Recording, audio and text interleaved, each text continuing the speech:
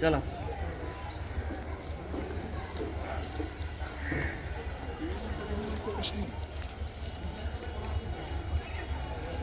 বাহ, এই তো কাজের কাজ করছে। একবার এখানে এসেছিল এই যে কি বলে এটা WDG4D। সুভাষ চক্রবর্তী হুম। ক্রীড়ামন্ত্রী এই মাঠে বললো লাঠি খেলাটা একটা খেলা নিয়ে যাবো। লাঠি খেলা গিয়ে লাঠি খেলাতে ভিডিও ক্যামেরা বেরিয়েছে, বলে আমার ছবি তো